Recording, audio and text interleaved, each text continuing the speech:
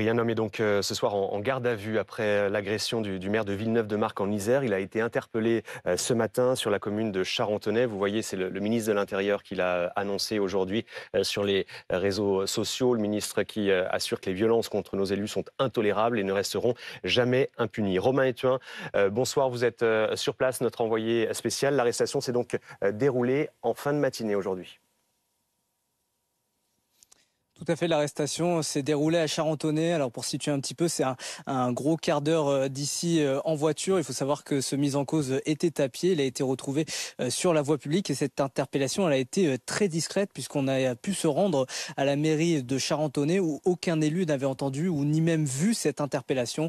On a ensuite vu le mis en cause être emmené à la brigade de gendarmerie de Saint-Jean-de-Bournay un petit peu plus loin avant d'être transféré vers Grenoble. On rappelle, les faits sont accablants. Cet homme a agressé très violemment le maire mercredi soir. Il était armé d'une arme blanche lorsqu'il lui a porté 3 coups au niveau du thorax avant de revenir pour tenter de l'écraser cette fois-ci avec sa voiture. Heureusement, il a fini dans un mur juste à côté, mais en sortant de son véhicule, il s'en est violemment pris au fils du maire qui était venu lui porter rescousse. C'est donc une cavale qui se termine après près de 48 heures de fuite et il y a maintenant de nombreuses zones d'ombre à éclaircir pour savoir qui était vraiment ce mis en cause et surtout ce qu'il reprochait au maire. Voilà, nous avons pu rencontrer les habitants de Villeneuve-de-Marcq qui se disent en tout cas soulagés par cette interpellation.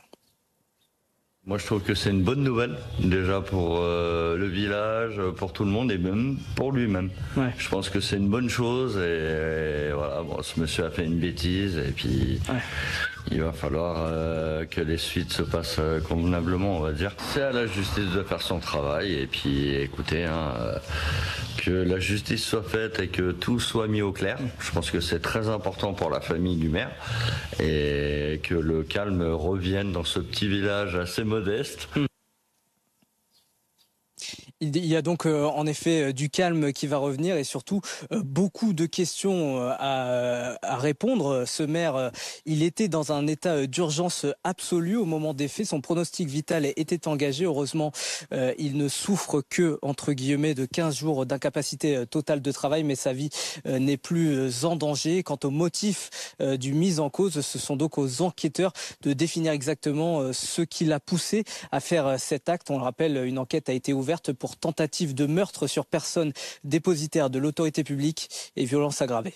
Merci Romain. Romain Ethuin sur place avec Timothée Piron. Bonsoir Robert Ménard, merci d'être en direct dans BFM Story, maire d'hiver droite de Béziers. Une première réaction peut-être sur cette agression sauvage dont a été victime ce maire de l'Isère et sur l'interpellation de l'agresseur présumé aujourd'hui.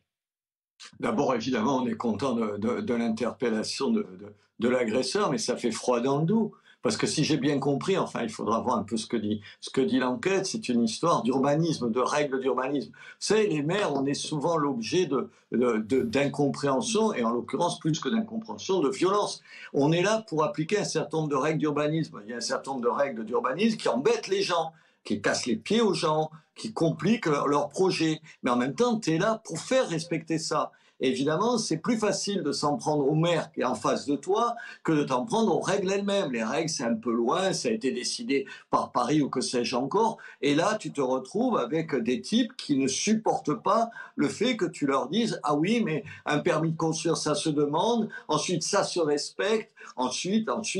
Bref, on respecte la loi. » Et là, moi, je le vois. Hier soir, chez moi, il y avait un certain nombre de pingouins qui étaient en train de manifester sous mes fenêtres. S'ils sont pas contents de ce qui se passe à la mairie, ils viennent devant la mairie, mais ils viennent pas devant chez moi avec un portrait de moi pour protester. En l'occurrence, c'était sur la corrida. Vous avez une espèce de capacité des gens à se mettre dans des colères invraisemblables, puis à chercher un bouc émissaire. Je veux dire, c'est pas la politique qui est responsable, c'est pas la mairie qui est responsable, c'est le maire lui-même qui est responsable de tout. Et ça, c'est insupportable. Alors, le ministre de l'Intérieur a raison de dire qu'il faut pas laisser passer, mais moi, je suis inquiet parce que je vois une espèce d'intolérance qui gagne les gens, d'exaspération, d'énervement. Ils sont à bout de je sais pas quoi, et il faut bien s'en prendre aux premiers qu'ils ont sur la main. Alors, les maires, ils sont populaires parce qu'ils sont les premiers là, que tu peux toucher, mais en même temps, ils sont ceux que tu peux toucher, justement. Vous-même, vous êtes déjà senti en danger? Vous avez déjà été agressé dans des situations où vous êtes senti particulièrement vulnérable?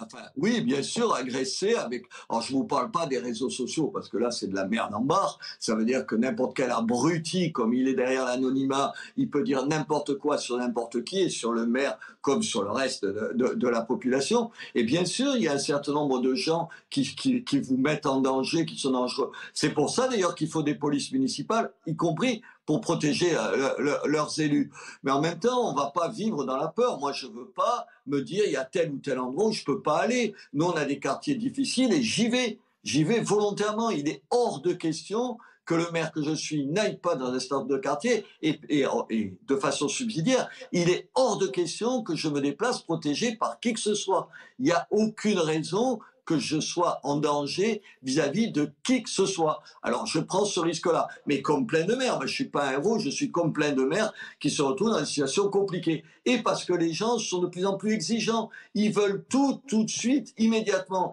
Et non, tout de suite, immédiatement, ça n'existe pas. Mais il y a tellement de politiques qui leur ont fait croire, ah oui, moi, si j'étais au pouvoir, voilà, pouvoir à la mairie comme à l'État, vous verrez, vous aurez tout, le boulot, l'argent, la baisse des impôts, et pas de règles à respecter, vous ferez ce que vous voudrez. Mais c'est des conneries de dire ça. Ça n'existe pas. Mais la démagogie